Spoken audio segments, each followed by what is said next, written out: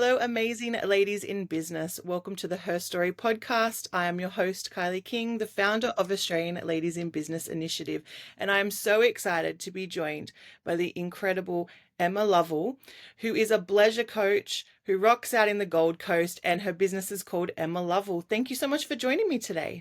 Thank you so much, Kylie. I'm really excited to have this conversation and I love what you're doing for women in business. It's very needed. Oh, thank you so much. So let's get started with the listeners. Tell us a bit about, your amazing self and the work you're doing. Yes, so bleisure is a term we probably need to clarify. So bleisure means combining business and leisure. And it's something that I've been doing. I didn't realize that I'd been doing it all my business career, which was 15 years I've been running my business. I'd been running the business and traveling the world. And I never gave up the travel. I've always done that. I've run my business from anywhere. I just thought that that's something that people just do. And I started getting asked about in the last few years. And I thought, oh my gosh, these two things that I love so much could actually combine and was the thing that I'd been doing all along. So the term came about in 2009, but I'm just really owning it now. And I wrote my book, The Art of Bleisure, and it came out in 2024, so August 2024. And my goal is to inspire, motivate, and encourage other people to live a life they love now, not wait for one day or someday in the future. And I do believe that we can harmonize, not balance, our business, our travel or leisure, whatever you choose to do, whatever leisure looks like for you, and self care, because self care was probably the element that I had been missing at points. And so, yeah, there's a harmony there, and I want to help other people to have that too. Beautiful. And I feel like most entrepreneurs and also travelers, like once you get bitten by the travel bug, you have to travel all the time. And once you get hit by the business bug, like you generally want to keep going with your business or, you might start other businesses. Have you found that? I think, yeah, what happens with we start a business generally, and I speak generally for freedom because we don't want to work for someone else, or because, yeah, you're so creative, you see a need, you want to create something for other people to help people.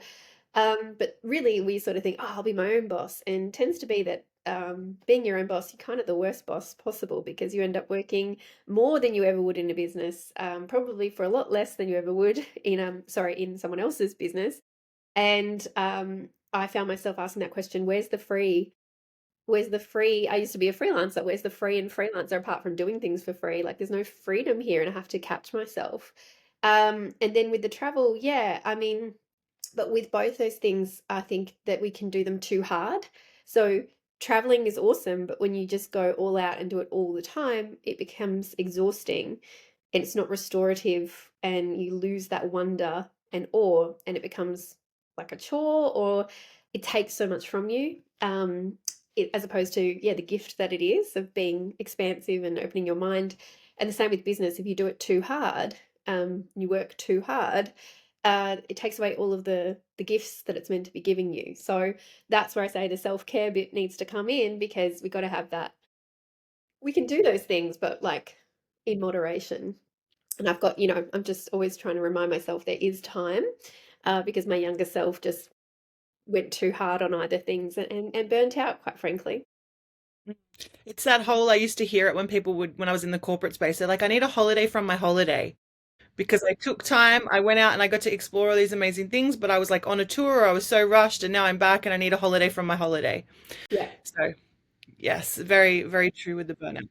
Well, we shouldn't forget it. A holiday also shouldn't just be the answer. Like for me, it's part of life and it's not that like work, work, work, and then I'll get the holiday. And if I work hard or when I work hard or when I get that goal, then I'm allowed to have this rest and enjoyment, as opposed to sometimes having that little rest or taking that little break or taking the holiday is actually where the creativity and the ideas come from or where that's where the inspiration comes from. Like, get me on a plane and I'll have organized my computer, I'll have got my task list sorted, I'll have created a new business probably before we've landed. So I think it's trying to flip that of like, yeah, the holiday isn't like the reward or the recovery. The holiday is part of it. It might be like the holiday comes first. I don't know. I don't really even call them holidays anymore. I call them like trips. Um, or just life. You know, it's just that I'm just doing life in another place. That idea though, sometimes when you have dessert before dinner, have your holiday before work. I do like that. Yes, yes, go for a walk. You know, we do this. You get up in the morning, you think, I've got to start. Literally, for me, it's like now, it's like I can't start unless I go to the beach. And I still have that thing. Like, I'm very fortunate. I live 300 steps from sand and sea. It's like called the Broadwater. So, but anyway, but it's now become this habit. And it's like, no, anytime I feel that resistance to go, I've just got to start work. It's like, this is part of the work, you know, go for that walk, clear the head, just, and it's not an exercise walk, it's just a, I don't know, part of my day. And that's the blessing of having a business. I get to decide when I start my day, unless I have a meeting. And then, but even then, I don't book meetings first thing because I'm the boss and I get to decide. I have to remind myself all the time. So, what would you say? So, as a business owner and having that business and that travel and that bleisure, which sounds amazing, what would you say would be the biggest challenge that you're faced with trying to combine the two? I think it's this, it is the challenge that everybody faces, and I'm not going to sit here and just go, it's all come to me on a silver platter, and you know, I'm just flitting about. It's income. It's consistent income, it's managing of income. For a long time, I didn't separate business and personal income. So, being that I started as a freelancer and a sole trader, I started my business at 22, by the way, as well. So, there's no, yes, there's courses and there's lessons. I think there's a lot more financial literacy information out now. So, lots of more wonderful resources on this that unless you went and did a course, but even then, I did accounting and finance. It just doesn't cover this stuff of how to separate your money or how to use your money, how to pay yourself, all those sorts of things. I was just like, yay, money, book a trip. Yay, money, book a trip. And very much that feast or famine. Um, and you know, and there are times where it's all well and good, you know, to go, yes, you could put money aside and you put your money aside for taxes and all those sorts of things. I follow that too, but there's times where there are 3, 4 months with no income. People are not buying. It's just not happening. And so you do drain those reserves. And if you're, that happens while you're traveling. So I've already booked the trip, I'm already away, and then, you know, the money's going, that's really challenging. So I guess for me, it's just been learning, forgiving my younger self, forgiving my any time, and honoring whatever was going on. I think what I turn to is that for me, I don't call it, I call it income, but I talk about making money. And this is something as a business owner, you might be like, yeah, but this is my business and this is what I do and this is what I sell and that's it. I've just never been afraid. And I honestly like am doing it right now. I've reached out to a client about potentially a contract because it's like that is the gift, is that we can make money in all these ways. So my superpower has been, if I need money, I will find money. And that might mean selling gold, like selling jewelry from my house, or um, picking up a little bit. I worked at Coles during COVID for a little bit. You know, like it's doing whatever we need to do so that the business can continue. You can survive and not feel like you're drowning. And then, you know, finding ways, I've found ways to do the travel for less. So, not always like I will never give that up because then I just feel like not working at all. But it is trying to manage that income and consistently, personal and business, that is a challenge. And I'm never going to sugarcoat that. And there was a lot of dirty laundry that came out in my book about it. And I'll be as honest as I can always about that because I don't want people thinking she's just, or when I've got all this money like her, then I can do it all.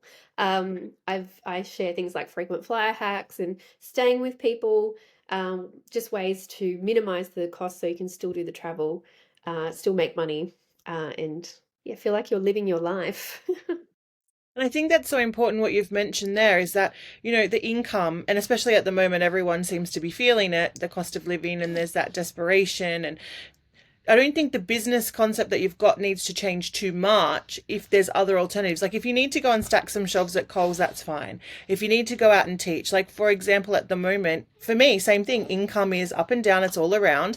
So I've gone and I'm now teaching business studies at an RTO. That's what I'm doing. And for me, I love it because I'm currently like I'm still in the area, I'm still teaching business, I'm doing all of that. but I had to do it because I need that income to be consistent. I got bills to pay and kids to think. So I think people need to realize that if you need to sometimes take something on board, it doesn't need to be permanent. Yeah. And it doesn't need to, need to be feeling bad about it. But, if you need to do it to keep what you want to do, that business going or that lifestyle you have, then do it. Yeah. And having a goal, I think has always helped me, like having the trip booked. And someone shared it with me the other day. It was like a meme, and it was like, having a trip booked is like motivating for me. So basically, booking a trip is like income generation. And it was like a funny thing, but I was like, seriously, when I started to think about, we've decided not to go to Europe at Christmas because it's just right now to put that money into the flights. By the time comes December, everything could be dandy. But I don't want the pressure and the stress of that. And it's like, it's not going anywhere. It's a lovely idea, just not right now. But then to take that away, and look, I've still got a trip to USA and I'm hosting a retreat in Nepal. Like I'm got a conference in Bali. I'm fine, but I do have a high volume and desire to do a lot. But one of the things that is my goal is to visit a new country every year. And so I thought, oh, now the new country's been taken away. And so my husband and I started talking and we looked at Samoa and just looking at Samoa, working out how much it's going to cost. It's probably for the three of us going to cost $5,000. And it's like, okay, well, I need to make that another $5,000 so we can have that. And it is more motivating and it is inspiring and it gives you something to look forward to.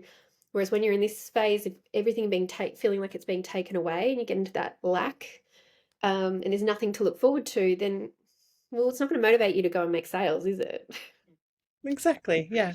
So if we flip the challenge into like, what would you say has been your biggest achievement so far as a business owner? Well, yeah, more recently I'd say that the book. So doing that was really like a life dream. It was definitely 18 years in the making. I came back from a gap year and very delusionally thought I would write a book about that when I was 19. I always feel like I'm so behind. So putting that together, and I think recognizing something that I was still doing was going, I have to separate the travel and the business, but also you can't make money from travel was probably something that I had bought into and is a message, even though there's a whole industry dedicated to it. And I had done it. And I still was buying into that, like, but that can't be like the thing. And so to kind of reconcile the parts of me, I guess, and then put that into something, I just didn't know that the book would be that. And so it was a huge project. It's a brilliant, writing a book is a brilliant lesson in project management. It's a brilliant lesson in letting go, of trusting and engaging professionals who know better than you in certain areas and seeing committing to a project for a year, like I think I have over the time, but having such a clear outline and deadline and time, yeah, timeline, just to complete that. I think it's still surreal to kind of go, oh my gosh, I've done it. But I think probably another challenge I've overcome is, and we're sitting there with little babies, is having a child, because I had my business for 12 years before I had my son. And so I know a lot of women start businesses because they want that flexibility in their life. I was coming at it from a different way, and I found that there weren't as many people in my world who had come from that space. And I was really fearful about, well, what happens to my business? What if it all falls apart? Even though there's wonderful women out there with businesses and children who are thriving, but I was like, how am I going to make this work? And so I guess just going through, there was no way to not go through it. I was pregnant, it was happening, but I don't know, I could have there are I know people also who just they can't, and at that time, and do go and maybe get a job or something part-time just because it's a lot. So full respect and credit to anyone who's in that juggle. Um, and it turned out was a blessing that I had this set up and that I do have that freedom, that I was able to have a lot of time with my son and continue the business and honestly earning more now since having him. I think I get clearer on your boundaries, you get clearer on your priorities, and if you've only got 2 hours, gosh, you can do a lot. Yes, very true. In those pockets of time, in those pockets of time, you try and get as much as you can done, which is amazing. Cool. So, what motivates you to keep moving forward and to keep doing what you're doing? Because it can be rough at times as a business owner with everything that's happening. And especially because you work in the bleisure industry and you travel a lot, and then COVID hit, and that took a lot of, I know people in the travel industry, it knocked them for six, and a lot of them didn't return. So the fact Mm. that you've returned and you're going gangbusters, like what motivates you to keep going? Well, yeah, I actually have started. We didn't say my bio, but I actually have a separate company. I started a retreat business. Officially, I started in January this year, but I've been running retreats for 3 years, and I've been teaching people for 18 months how to run retreats. So I'm actually helping people, including I've had just two clients run retreats in India. So teaching people how to host profitable retreats. And I just think that after COVID, like people did realize that, yeah, life was for living. We got that taken away from us. For me, I know people were so worried about me during COVID because I travel a lot, but I had just been in Mexico and got married. So I'd had an amazing trip. I was very topped up.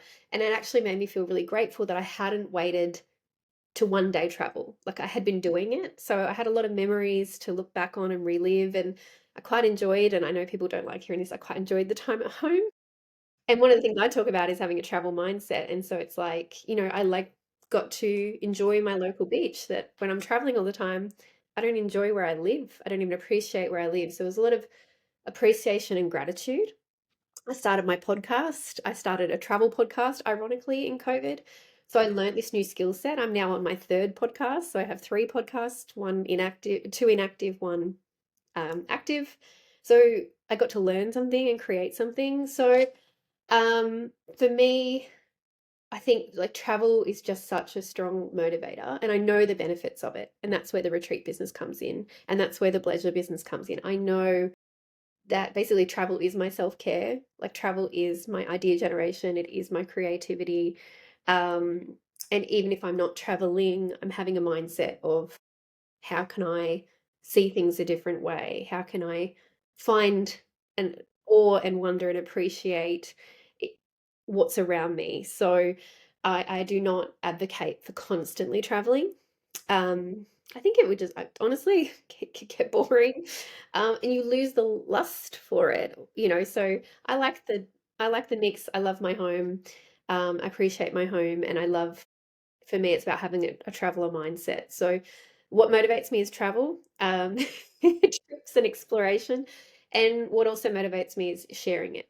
And I want other people to have that and to feel that sense of joy. And so I'm not going to try and keep it all to myself. That's yeah. How can I help other people have these experiences? Beautiful. That's so awesome. And I like the retreat side because I know lots of practitioners that want to do retreats and they love the idea of retreats and they don't know what to do, how to do it, and they just don't want to mess it up. So the fact that you've now got this, is it a separate business or it's in the same separate business? Why not? Why not? So this other business that you run as well with the retreats is amazing because people sometimes, it's that good kick up the bum to go, I can go to Emma. She's done it before, she'll do it again, where to go. So that's brilliant. And I think everyone needs a good retreat, especially as you mentioned, moms in business before. We all need that time to just go on retreat. Just have a moment. And I think the thing is, like, people go, well, I could just go on a holiday. Like, I think some of the objection would be, well, retreats are, I believe they're a luxury item, and I believe they should have an expense to them because you're potentially changing someone's lives. Like, I know that people have said to me, one said life saving, which I was like, that's a bit much, but that's the level of burnout she was at. She was literally going to drive herself to the hospital, or like, but having that she was coming to India with me was helping her. I've had another lady who, yeah, said life changing. She hired staff, bought a house that she'd been wanting to do for 2 years, like all within, well, one that she hired a staff member on the retreat, and then she hired another staff member after. It's like that power of setting goals, of making time for yourself, making the space for what you want. Um, and yeah, and then there's people who their dream is maybe to host one. And so I always say, of course, go on one first. But then, yeah, hosting is something that can be also life changing for you and life changing for your participants and life changing for your business. It's another revenue stream and a really fun revenue stream. About the holiday, my argument would be you're not going on the holiday and you're not setting that time aside for that.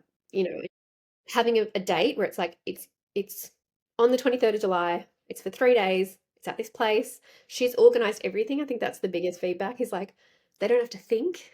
Like everything's taken care of and you just get to be in this space. Because even on a holiday, you've got to go, What am I having for dinner?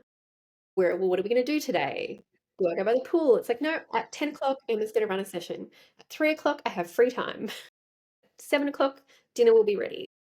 Gosh, that's a gift as a mum in business. I bloody love it now. Give me an itinerary. I don't want a detailed itinerary, but just tell me where I need to be and what I need to do. I am all yours. Mm. Which is great because, yeah, that whole thought process of just not having to worry about it, think about it. It's just you've signed up, it's time to go. And you said you do retreats in India, so you're experiencing a beautiful culture in another country anyway because Yes. you're over there. Well, and yeah, so I ran one in India, I've run one in Sri Lanka, my next one's in Nepal. And I think the reason, I mean, I love those countries. I have one of my other income streams is that I partner with a travel company in India. I've been 16 times. So 1 6. And so I help people to plan their trips, and I'm like the Australian representative. But then once I started running the retreats, I was like, oh, there's more people who could be doing this. And I just think going to another country, you're so much the transformation is kind of innate because you're taking away all of their anchors and all of their, like, you're kind of shocking them into being open. And so one of the requirements of going on a retreat is that you're being willing to change and being willing to be open. So if all of those kind of things that you're used to and familiar with are taken away, then the country's kind of done the heavy lifting for you in letting people be trusting and ready to do that work of exploring who they are without all the roles and the titles and the life stuff. So that's why I love those places because they are very foreign and you can't help but be in awe and wonder. Yes, very much and very different to the Australian culture we have. So you're just dipped into a whole different environment and just, yeah, exploring a new culture. I love traveling. I think it's beautiful. And the fact that you can then go on a retreat and travel somewhere and not have to worry about the itinerary sounds amazing to me.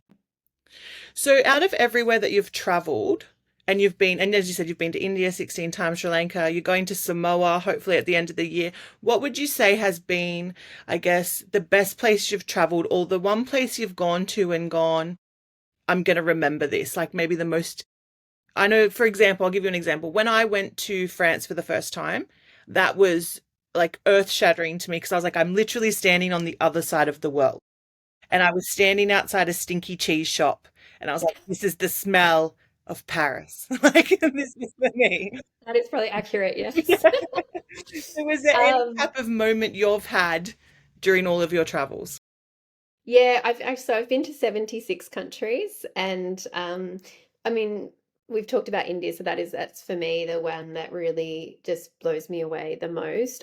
Like, it's just turns everything you know on its head. Like, I just love how foreign it is, and you're forced into being open. It's the contrast of like the chaos and the calm. So I feel very calm there, despite, like, get me in a tuk-tuk with the wind blowing and the horns and the noise, and I'm just like, yes, this is like, it's just real life, and it just hits you in the face, and I'm like, yes, this is life. Like, this is like life or death. Like, it's just alive. I guess you feel really like it's just happening, and I think I can just be so calm in all that noise. Um, but probably another country that really wowed me, and I certainly will be running a retreat there, a retreat there. It was my husband's idea, which I love because it's not usually him with the suggestions. And he gives me, there's all those memes where it's like you can plan a trip in 3 hours. If he gives me a little glimmer of an idea, I will have scheduled the whole thing. So he said Mongolia because he was watching a TV show and he's like, I want to go to Mongolia. And just again, so foreign, not cheap because it isn't as populated in terms of travel, but it is a truly nomadic country. And one of the things that was funny was I said we did have an organized tour with like private tour. And I said, so when we go out on the road and we go to the place, and they were like, roads.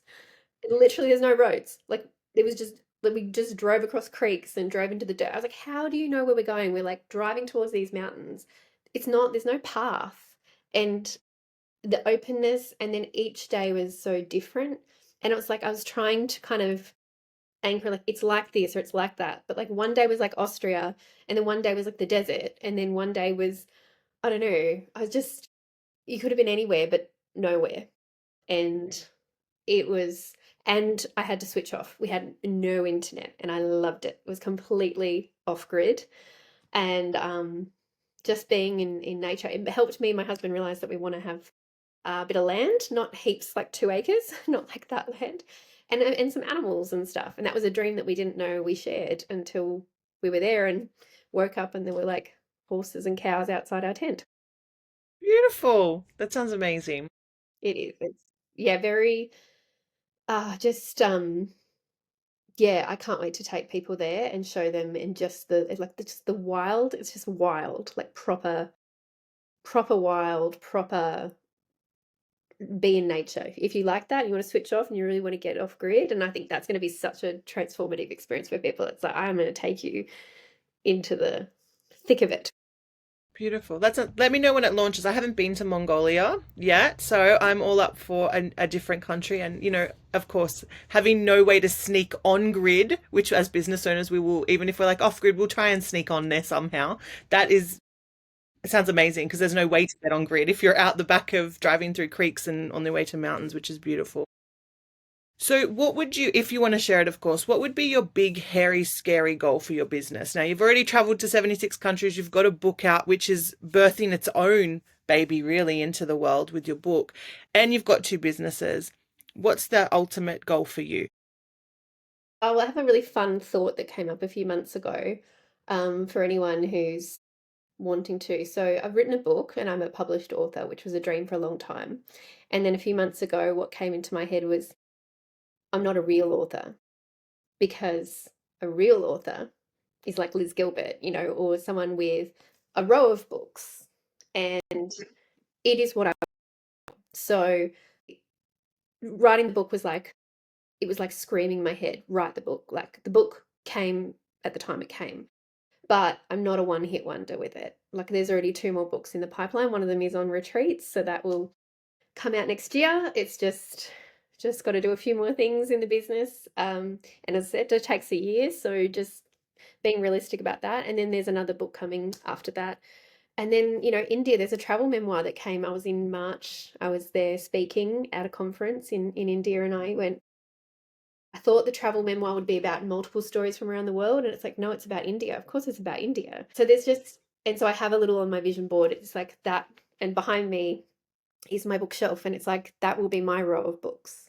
There will be like, there's 10, at least 10.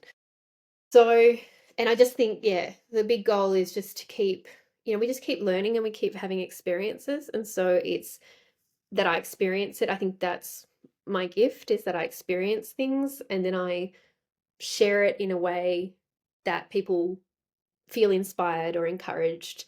And so I live it and then I share it. And so it's writing about it, speaking about it, and then speaking about what I write about and speak, like, and just having that kind of catalog of and knowing that this is a platform that I enjoy. Books, it's not everybody's platform, but books, and then stage. Yeah. So writing about what I'm speaking about what I'm writing about, and yes, and I guess yeah, it's not. I know it's not true, but like that's the story, right? I'm not a real author because I've only got one book. Like how ridiculous! It's so ridiculous, but that's I'm not a real business owner until I've made X income. I'm not a real traveler until I've been to 76 countries like Emma. Like it's insane, but I think as ambitious women, we are always going to keep moving the goalposts. So I'm truly sitting in and celebrating what I've done. I know it's a huge achievement, but I also have a dream and a desire to keep producing books that help people. So 10 more books. Yeah, I'll call you Kylie.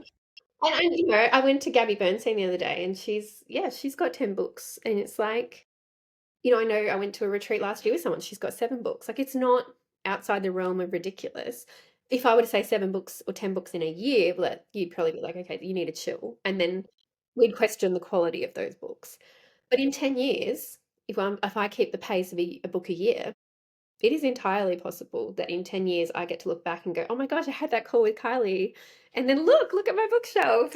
Like, That's exciting. So I'm going to come back in 10 years, the date, and be like, Emma, what are you doing? Where's your books? Well, hopefully we're on a retreat together.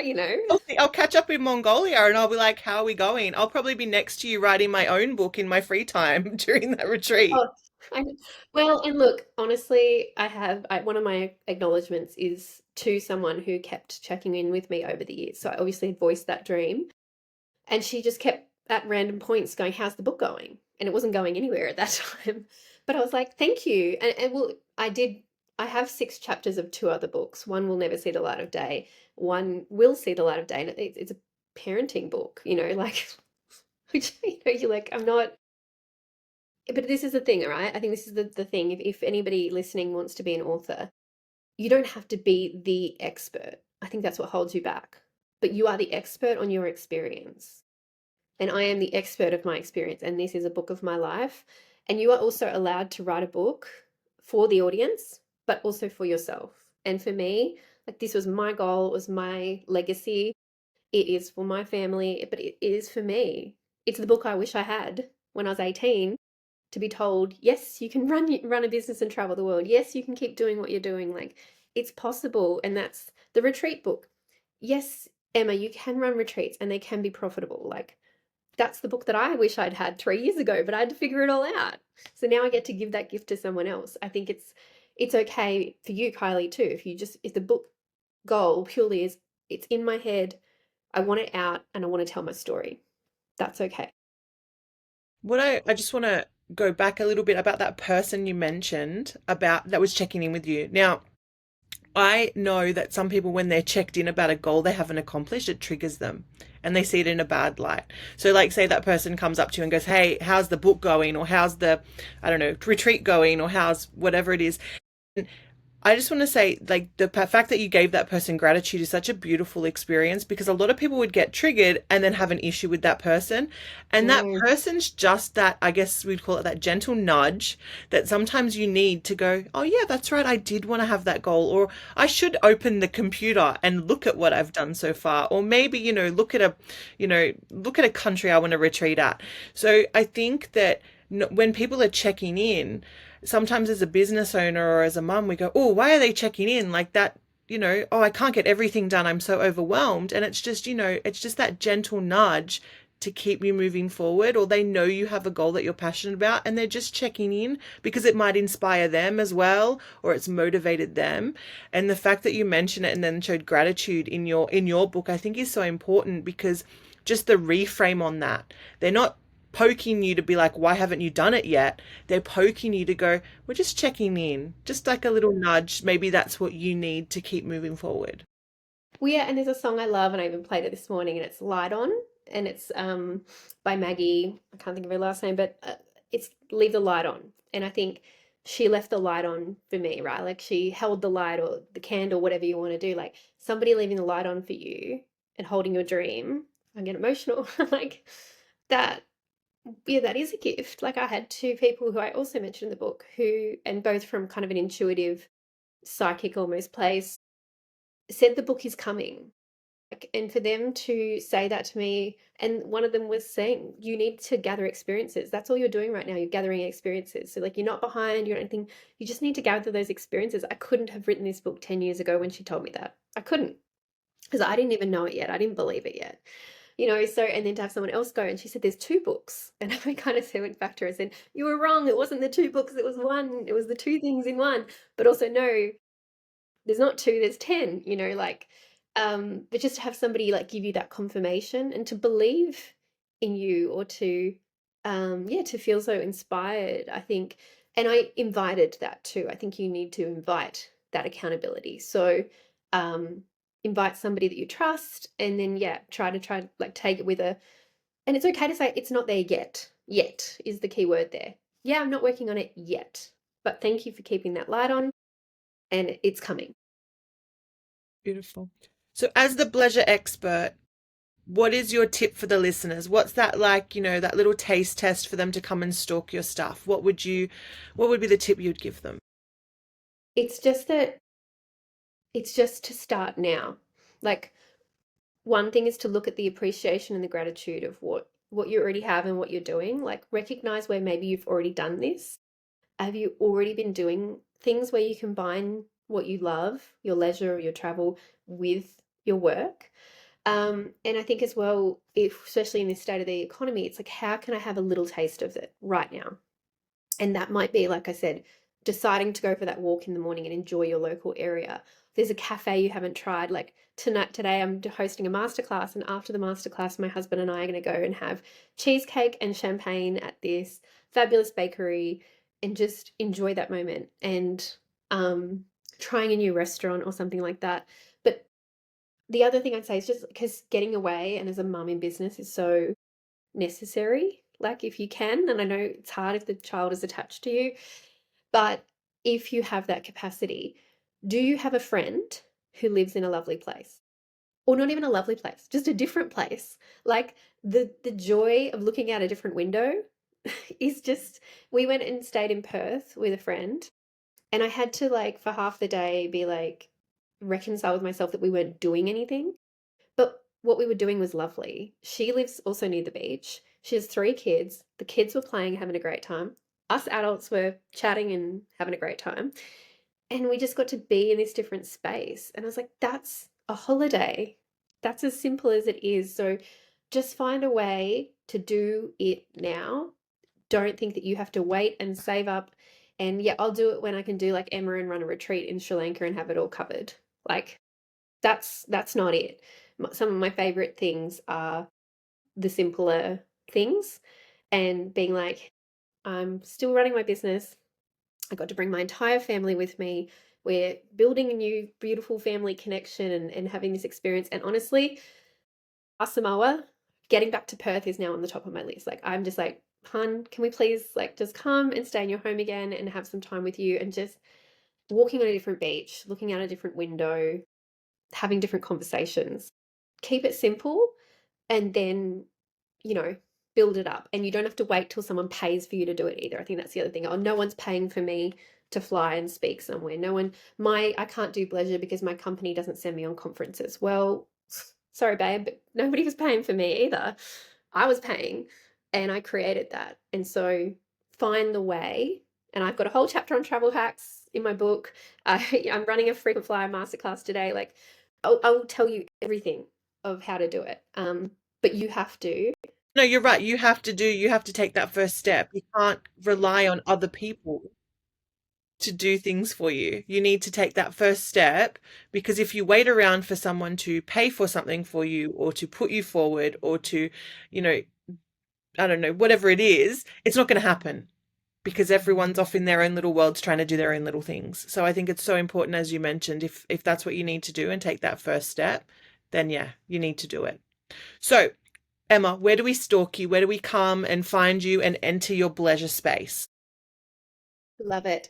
Everything for Emma Lovell. It's just very indulgent in my name, but it is emmalovell.au. So my website, my Instagram, my Facebook, and then LinkedIn is Emma Lovell. So you can find me there, pleasuring it up. I definitely live my message. My friend laughs all the time. She's like, "You really, really live this." Like I will be putting up photos and I hope that it gives you inspiration and not envy, or if it gives you envy that it triggers you go, I feel envious. Clearly this is something that I want.